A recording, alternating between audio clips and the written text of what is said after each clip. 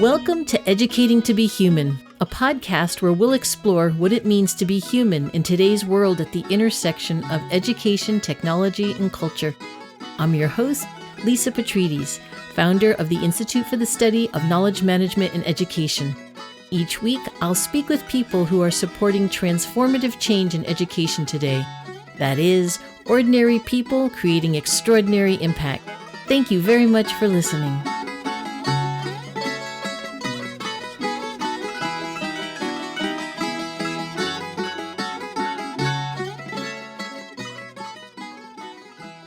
In this episode of Educating to be Human, I have the pleasure of speaking with Joel Westheimer.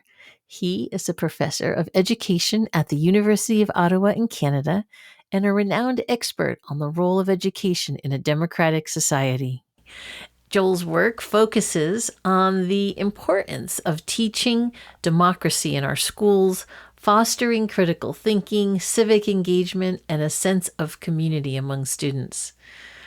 As we know, as democracy faces increasing challenges in both the U.S. and around the globe, there has never been a more important time to talk about civic education and understand how to teach in a way that reflects our core democratic principles and fosters a greater sense of civic engagement and participation. So, Joel, welcome to the show. Thank you, Lisa. It's great to be here talking with you. Well, why I'm so glad you're here is because you've been doing this work, the whole role of schooling in democratic societies for several decades. And this question about democratic societies is more relevant and important than ever. So I'd love to hear your thoughts. What is the role of school in democratic societies today? Yeah, one way to start thinking about that is what is the role of schooling in any society? And of course, there's things that are common to schools in a democracy, in a totalitarian dictatorship, in a religious theocracy.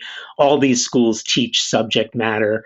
They all are going to teach fractions. They're all going to teach the composition of soil. They're going to teach how to balance equations in chemistry. They're going to teach a foreign language. So there's lots of things that schools all around the world have in common and that they're going to teach, which for me raises a related question to the one you just asked, which is what, if anything, should be different in schools in democratic societies than in schools in other kinds of societies than, say, in a dictatorship. And I think that there are things that should be different.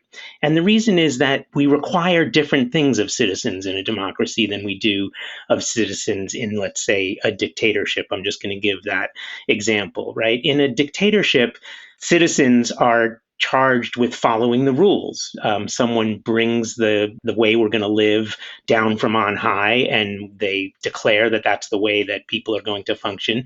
And people's job is to follow those rules and obey those as best they can. In a democracy, citizens have different responsibilities.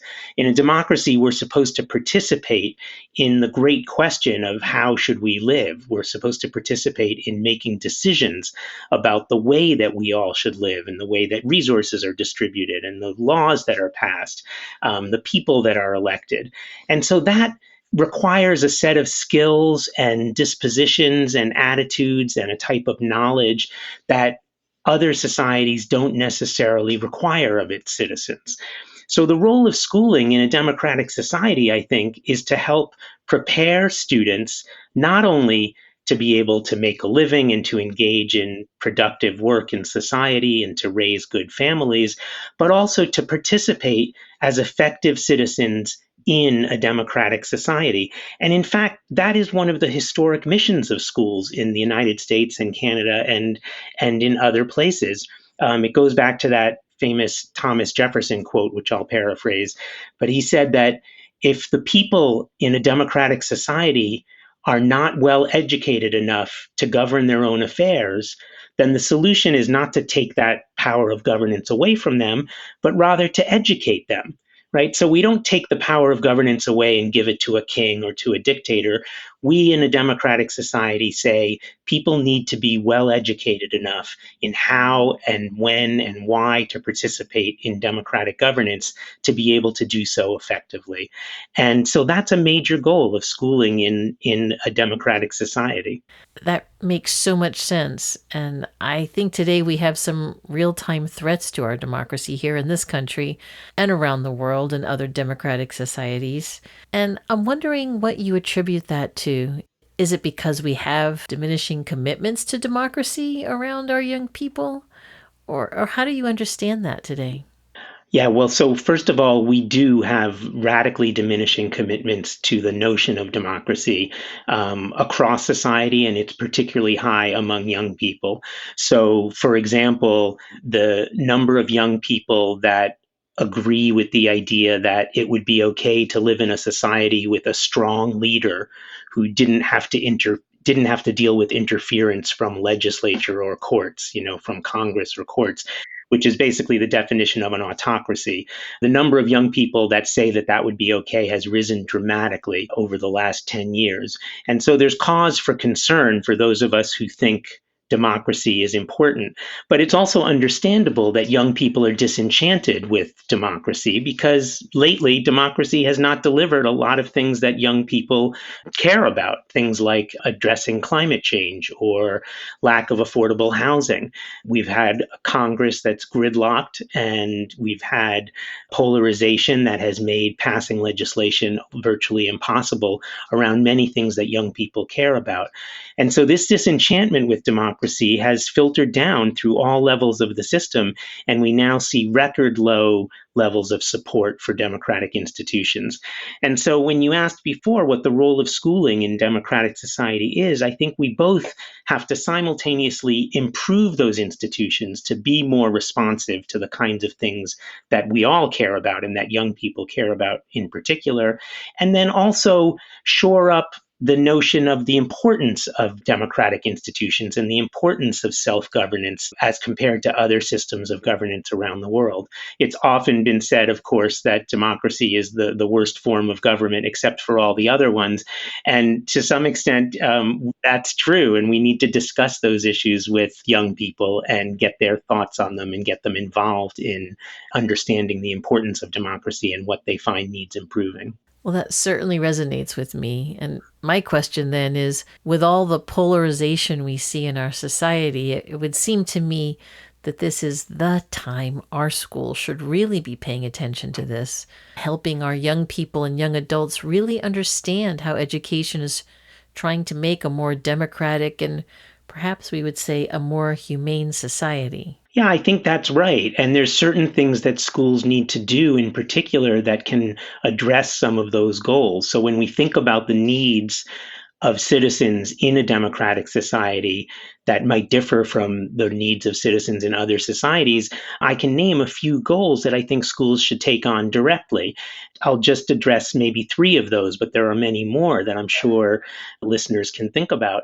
But the first is that students in a democratic society need to really learn to ask difficult questions about the world around them, right? Because we're charged with improving that world, with coming together to make decisions about how to move forward. And so to do that, you have to ask questions about the world. You have to see that problems exist in the world and that those problems need our help in solving. So asking questions is a big thing. And sometimes those questions can be uncomfortable for adults in the room, but it's important to emphasize the importance of asking difficult questions. The second is that students really need to be able to think critically about that world around them. So once you ask questions, the different possible solutions to those questions and the different perspectives on those questions are important to be able to deal with, which is the third thing as well, is to be able to deal with multiple perspectives. So we have to be able to think critically about the policies that we have, but we also have to understand that well-meaning, thoughtful adults differ on their ideas about how to solve certain problems, and that it's okay to have multiple perspectives, and that it's up to students and up to all of us to understand those different perspectives and make decisions about which ones we value more than others and which ones we want to support moving forward. That is really the very essence of democracy. Well, and it strikes me that today, more so than ever, we're moving away from schools as places where we're supposed to be teaching and learning critical thinking to places, for example, that do job training. I mean, certainly this is true in high schools and also in colleges, that success is measured by the jobs your graduates get. So while that's important, job training over critical thinking and managing difficult conversation really seems to be the emphasis today. Look, no one thinks that it's not important for students to be prepared to enter the work world and to be able to have gainful employment and support their families.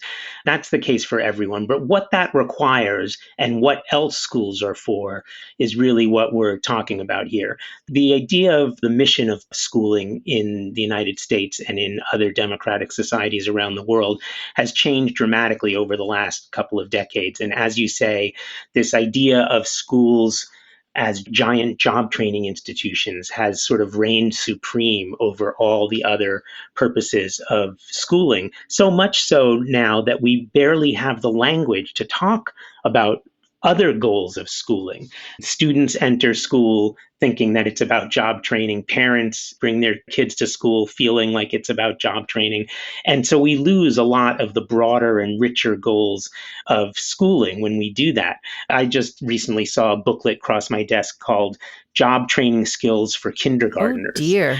which Yes, which shows the kind of the depth of the madness that we've reached around this idea of schools as job training. But of course, schools have many other goals that we all care about, that parents care about, that the kids themselves care about, and that we care about as a society. Things like social and emotional development.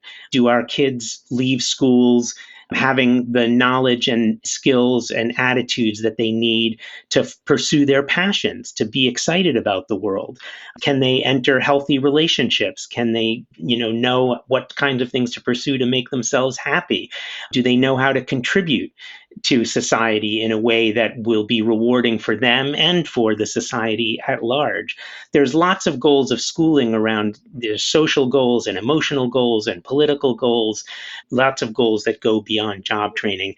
And we always need to remember those broader goals, especially for schools in a democratic society. Yeah, and what's so interesting about that is that we hear so many times about surveys done in the business world saying that today's students, but both high school and college graduates, that they're not coming with the skills they need to be critical thinkers or to collaborate or to contribute in that way. Yeah, I mean, and that's what's so ironic about it is that, of course, we can't know what kinds of job requirements there's going to be 20 years from now or 10 years from now when kids are looking for jobs. And so it's the broad kinds of skills like critical thinking, like thinking, period, that at least for good jobs and the most rewarding jobs people need. But too often now businesses have done a sleight of hand. It used to be that people had a general education, but that the specific skills that a job requires were job training, and job training was a purview of businesses. When you got a job in a large corporation or a small business, you were paid to get training at the beginning of your job. You weren't expected to jump in and be able to do everything. You were trained for it, and you were trained for it while receiving a salary. Businesses have now pulled this sleight of hand where they've downloaded or have tried to download all that training onto public schools and schooling in general. And that's not really the purview of schools, both because it's sort of a fool's errand because we don't know what specific skills are going to be needed for every particular job that a student is going to go into later, but also because it pushes out of the way so many important goals for schooling that we all hold dear. And while we want kids to have the basic skills they need, nobody doesn't want that to be able to function in the workplace. We don't want that to dominate every aspect of schooling. Right, right. And I know so much of your work has been about how to shift this back to what we might think about the principles of democracy in schooling and civics education. I know that you've helped start programs and you've created guides to help those in education really think about how to integrate this kind of work into education. Can you give us some examples of that? Well, I'll tell you a little bit about research that colleagues and I have done that formed the basis of this kind of work. And then we can certainly talk about examples that are out there. But work I did way back originally with Joe Kahn, who's a professor at University of California, Riverside. And he and I, many years ago, were very interested in the kinds of programs that were out there that claimed to be teaching good citizenship, good democratic citizenship. And what we were interested in is, if you went out to the street and asked 100 people whether they think schools should teach good citizenship, most people, you'd get a lot of head nodding agreement. Most people would say, yes, of course, schools should teach good citizenship. But if you ask a follow up question and you say, what exactly do you mean by good citizenship? What is a good citizen? And what exactly should schools do to teach that? That's when that easy consensus will start to fray. You'll get a lot of disagreement about what it means to be a good citizen. And that is precisely the question that Joe Kahn and I were interested in when we started doing this research, which is when programs and education-based programs, school-based programs in particular, say they're teaching good citizenship, what do they imagine the good citizen to be? What kind of citizens are they imagining leaving the schoolhouse doors when they graduate?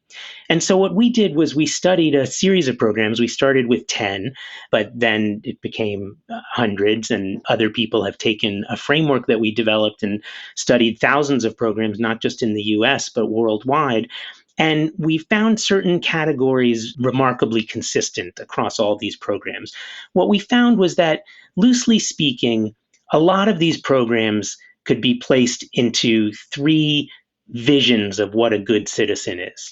Professors love to put things in boxes. So it doesn't mean that every program fits perfectly in one and only of these boxes, but it gives us a helpful way to talk about the different visions of these programs. And again, the question we were asking is, what kind of citizen do these programs imagine leaving after students go through the program? What does it mean to be a good citizen? And I'll tell you, if it's okay, I'll just tell you a little bit about the three visions that we found. Would that be all right? Yes, absolutely. Is this part of the Good Citizen framework? It is, exactly, and it's been used around the world, and it's been translated into like 18 different languages, and so it caught on, not because we created something new, but because I think that we gave words to something that people were already thinking about but didn't know how to talk about. And so it allowed people to have the conversations that I think they already knew in their minds they wanted to have. So I'll tell you just a little bit about these three visions of the good citizen. What we called them was the personally responsible citizen, the participatory citizen, as in participation, and the social justice oriented citizen. And each of these visions were represented in some of the programs that we looked at and continue to look at, but they're very different visions of what a good citizen is. So I'll tell you a little bit about each one. The personally responsible citizen, those were programs that wanted kids to be personally responsible. They wanted kids to show up to school on time, to dress nicely, to help others, to be nice people, to maybe volunteer in their community, not to do drugs, not to litter, to pay their taxes, to get a good job. These are good people, the kind of people you'd want to live next to, the kind of people you'd want as neighbors. And a vast majority of school-based programs that say they're teaching good citizenship embrace this vision of the good citizen, being a good person, being personally responsible. But some programs also looked at a different kind of vision of a good citizen. The second one I mentioned is the participatory citizen. And those were programs that emphasize the idea that in a democratic society, it's important for students to participate in the community and participate in thinking about ways that we organize ourselves. So In the participatory program, students would learn about how government works. They would learn about how a bill becomes a law. They would learn about how to get involved in their community and do things to help improve the community. So, for example, let's just take an example of if the participatory citizens were organizing a food drive to raise food for people who are hungry, then the personally responsible citizens, the ones I talked about before, they might be donating a can of food because they're really good people. So those are those two visions. But remember, I said there was a third one, and there were a fair number of programs that pursued this participation idea of good citizenship. The third vision that we saw, and the one least represented in school-based programs, was called the social justice oriented citizen. These were programs that wanted kids to ask and think about the root causes of problems. They wanted them to know that there were problems in the world that need solving, but to think about what the root causes of those problems are and how to change them and how to address those problems. So these programs might ask kids to learn about social movements and social change, how social change happens in history, how the women's rights movement happened, how civil rights movement happened, what kind of organization did that require. But most importantly, they wanted students to think about the problems that need addressing in the world and what the causes of those problems are and how we might be able to move towards solutions to those problems. So if I use that example I was using before, if the participatory citizens are organizing a food drive and the personally responsible citizens are donating cans of food, the social justice oriented citizens might be asking, how come in one of the richest countries in the world we have people who are hungry? And what can we do about that? Now, this vision of the good citizen, the one who gets to the root causes of problems, we found in some school-based programs, but it was the least well represented. And so one of the messages that we said is that if that kind of citizenship is important to you, to any of us, then we need to specifically develop school-based programs that address that aspect of good citizenship. So in other words, if we don't want students just being responsible, just being nice people, helping an old person across the street, we might want that. But if that's not the only thing we want, we also have to focus on this idea of participation and this idea of social justice, asking the root causes of problems and how to solve them. And sorry to talk for so long, but I'll just say one other thing about these three visions of the good citizen. You might notice that the personally responsible citizen might have something to do with good citizenship, being a good person, but it has nothing to do with democratic citizenship per se. In other words, there's not a leader of a country around the world in any type of country that doesn't want citizens to pay taxes or to show up to work on time or to give blood when blood is needed or to help an old person across the street, right? Every country wants that kind of citizen, and we do too. But we in a democratic society also need citizens who participate in community activities and civic affairs and who ask difficult questions and look for solutions to problems that they identify in their community. I'm wondering how we are seeing that play out in our schools. Specifically, like, are we seeing the community respond and say, yes, it is important to have more of that social justice perspective? It seems like perhaps we've swung in the other direction in some cases where the community's not responding and saying, yes, that's what we want.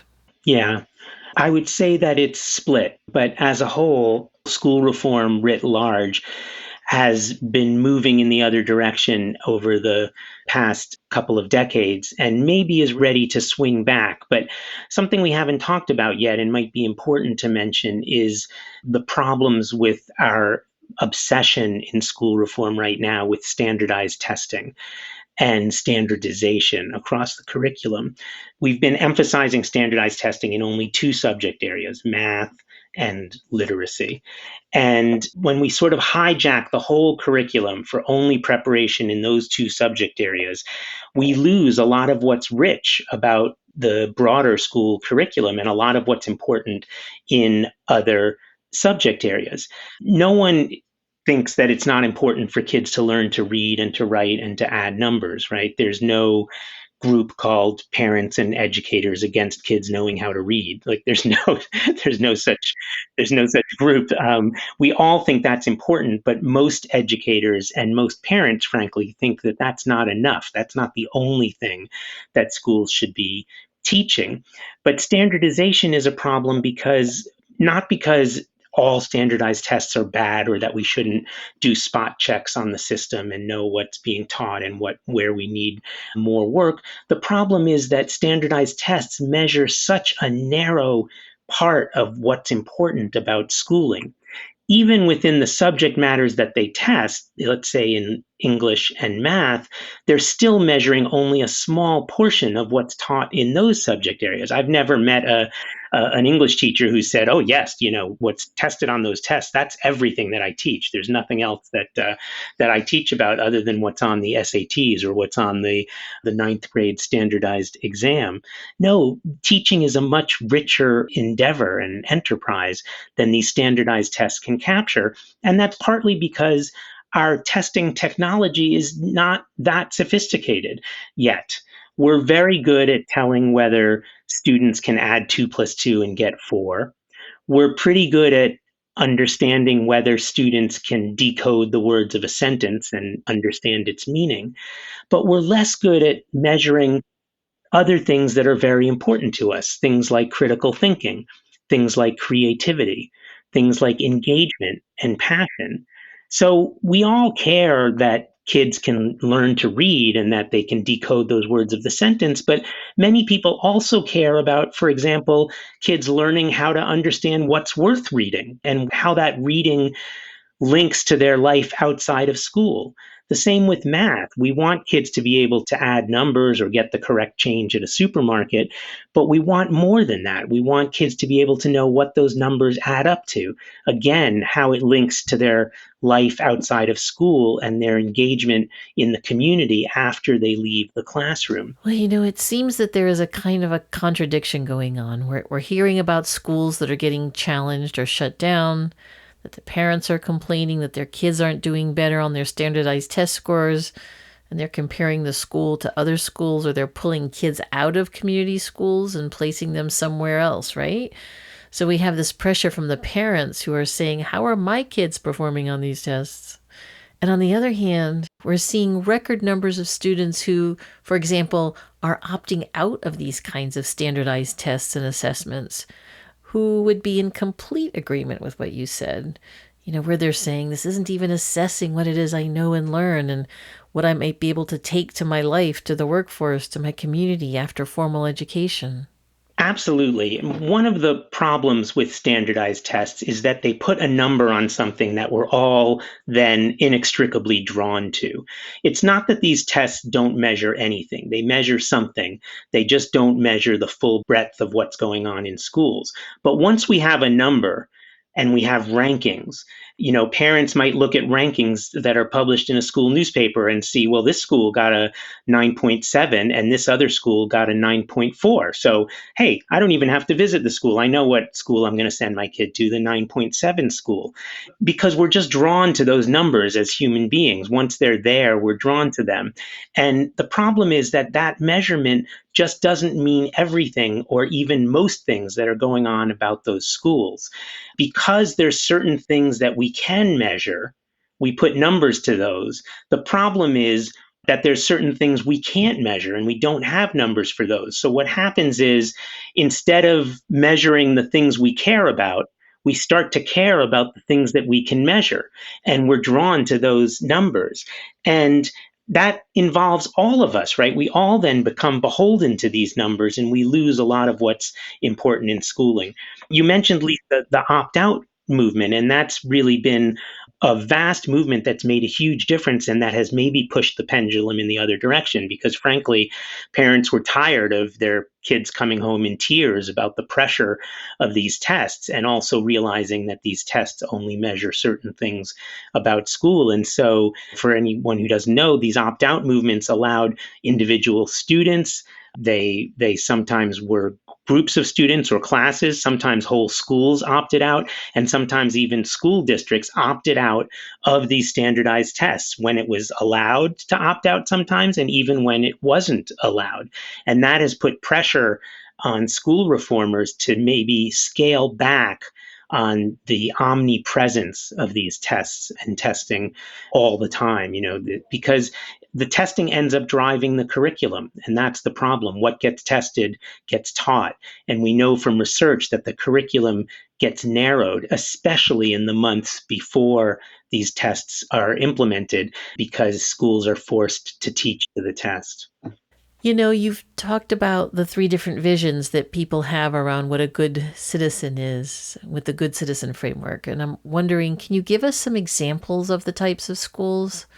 Like, what are those schools that go all the way from being a good personal citizen to participatory to actually understanding the root cause and the social justice component of it? Do you have some good examples of schools who are really addressing that and trying to move forward in that way? Yeah, I'll give you an example of a school I spent a lot of time in, middle school. And this was a school in San Francisco. And they had a marvelous curriculum that really reflects some of the things that you and I are talking about. They had teachers meet and plan their curriculum across the different subject areas around a theme that the students helped choose. And that theme was around a social issue or a problem that needed solving. So, for example, one year this school took on the idea of hunger, the problem of hunger and homelessness in their community. And each of the four major subject areas, science, social studies, language arts, and math, sort of oriented the teaching and learning around this issue and problem of hunger and homelessness. The school had a roof that was unused on the school. And one of the things they did was they built a community garden on the roof, but the students helped build it. So the math teachers did geometry with, constructing these boxes and figuring out how much soil would be in volume and so forth. The science teachers had the students study soil composition and the sunlight needed and plant growth and so forth. The social studies teacher, of course, had students engaged with issues of hunger and the history of hunger and homelessness in the community. And the language arts teacher had students read books about these issues and novels that raised issues of hunger and homelessness.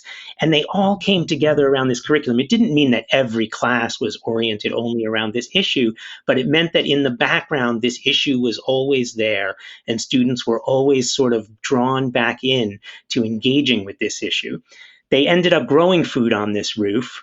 And someone knew the famous Bay Area chef Alice Waters, and she actually came to the school and cooked a meal with the vegetables that the students had grown, and that served as a fundraiser to raise money. The students then researched programs in the community and decided which ones to donate the money to.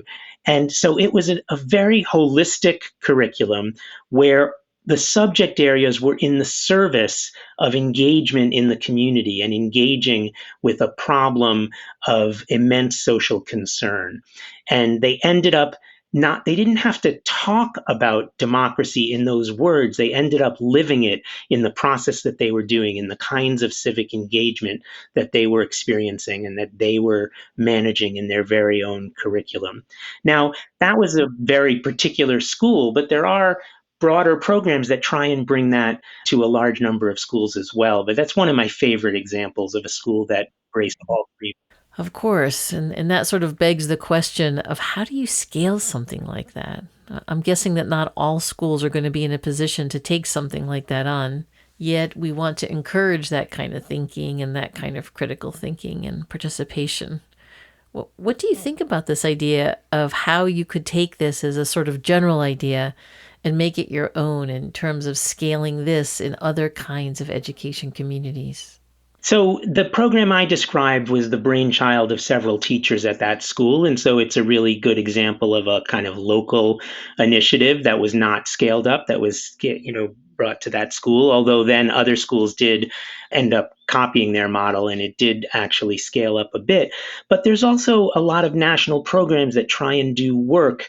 It's sometimes called action civics, sometimes called service learning, certain aspects of service learning. And there are programs that do that nationally and that provide curricular resources for schools and even developmental resources for schools that want to pursue that. So one example is a program called Mikva Challenge, and they have several different kinds of curriculum that they bring to schools. But one of their curriculum is called Issues to Action, and it's very similar to what I just described. This curriculum gives a kind of step-by-step process for youth activism that asks students to look at the community, identify issues of importance to the community and to the students, and then conduct research about those issues, look at different power relationships that those issues bring up, and develop strategies and take action to have an impact on those issues and to even impact policy around those issues and to tie that to their academic curriculum. That's one example. There are many, many others. There's a program called Generation Citizen, there's iCivics, there's the We the People curriculum. So there are efforts to scale up. But the one thing we should keep in mind, though, is that scaling up also has to come with some cautionary words, because I think that what makes some of the magic of these programs, the local magic, is the fact that they're local. They take on issues in that particular community and they build on the experiences and passions and interests of not just the students, but the teachers in a particular school. And so we can't have a cookie cutter scaled up curriculum, and most large scale programs don't try and do that. But the ones that do can fall flat from the richness that we see in some of these local initiatives, right? We don't want things to just be cookie cutter across the country where there's so many different contexts and so many different circumstances. So we want to be able to provide resources, to provide help with schools to develop these curriculum, but for there always to be a local aspect to it and a local passion. And that makes so much sense. I can't think of a community across our country that wouldn't have unique and local issues and passions and interests that this could be applied to. I really love that. This idea of scaling, often we think about it in a negative way, similar to how we think about standardized tests. But we're not just trying to have a cookie cutter approach and make everything the same, but how do you take that kind of thinking and expertise and apply it in your own context? That would be very, very powerful. Absolutely. It doesn't mean we can't have common goals, right? Both for civics curriculum and for curriculum. And of course, there's some common goals that we all share. The problem is when we try and standardize everything and make everything identical, because schools are not McDonald's, right? In McDonald's, we want a cheeseburger to be the same in every McDonald's that we go into. That's part of the reason we go into them if we go into a McDonald's. But schools are not McDonald's. We want schools brimming with the immediate local passion, ideas, and experiences that students and teachers bring to the learning experience. And that is certainly the life force behind schooling and education that I think we need today in terms of solving some seemingly intractable problems in our society, both in the country and globally as well. And my question is, are we gaining traction on these ideas? You talk about how the pendulum has swung in this way. Where do you put us now? I think that we've come a long way. So there are very sophisticated curriculum of the type that I'm talking about. And so the good news is that we know what works in civic education. We know what kinds of activities are engaging for students. We know what kind of curriculum leads to later engagement in life in communities and strengthens democratic institutions. So we have a lot of knowledge about what works. The bad news is that we have this huge push to what some people call a back to basics curriculum. And we still have the stranglehold of standardized testing that pushes the kinds of stuff we're talking about to the back burner or off the stove altogether.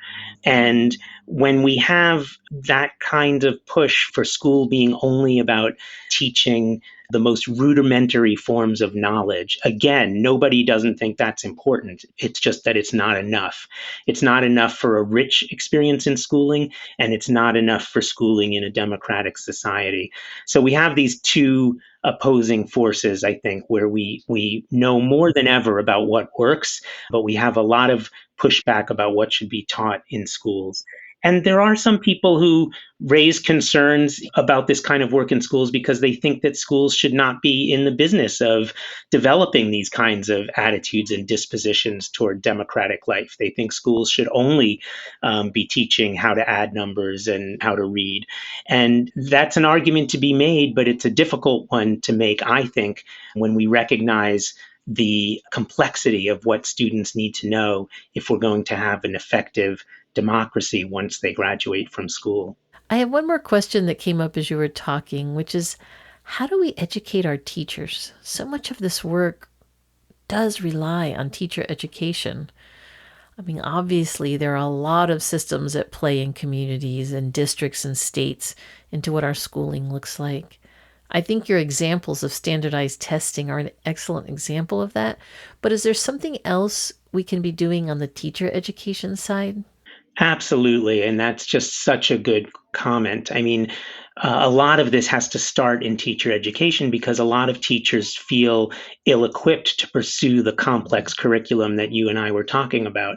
These are not easy things to do in schools, and people need training on how to do it. And so we need pre service teacher education, the kind of teacher education that happens before people become teachers, and also in service teacher development, the kind that happens once people are teachers, but still are, of course, furthering their education. And we need specific teacher education that addresses these issues. How do you fulfill schooling's role in a democratic society? How do you engage students in thinking about the problems in society that need solving and how they can be a good part of that solution? A lot of that has to take place in teacher education. And so that's a very important lever for change. So, Joel, I think you have a new book or a second edition of something you were working on for quite some time now that's come out. Yes, I'm very excited about it. It's my book, What Kind of Citizen? Educating Our Children for the Common Good. It's from Teachers College Press. It is hot off the press, the second edition, and it just came out in 2024. Can you tell me why you decided to do a second edition of this book? Yeah, I've become so increasingly concerned with these diminishing commitments to democracy and the threats to our democracy that we see at every turn right now, not just in the United States, but in so many places around the world. And it just seems an especially important time to think about the role of schools in strengthening democracy around the world and strengthening our commitments to democratic institutions. And that's what I try and do in this second edition of the book. Great. Thank you. Well, this has been such a terrific conversation. Thank you so much. I really appreciate this lens that you've given us to be thinking about good citizenship, moving from how we're good people and good citizens to then how we're in community with each other, and then moving into this global challenge that we face today. Being between social media, the news, and everything we're able to see now from one side of the globe to the other, this has become so much more important. And I might argue a little differently than you did and say that whether you are in a democratic society or not, how we are good citizens and good people and how we interact with our community and participate to how we can address some of the global challenges that we are faced with is really more important than ever. So thank you so much. Thank you, everybody, for listening to the show this week. This has been Lisa Petrides with Educating to be Human. If you enjoy our show, please rate and review us on Apple, Spotify, or wherever you listen to your podcasts. You can access our show notes for links and information on our guests. And don't forget to follow us on Instagram and Twitter at edu2behuman. That is EDU to be human. This podcast was created by Lisa Petrides and produced by Eleni Theros. Educating to be Human is recorded by Nathan Sherman and edited by Ty Mayer.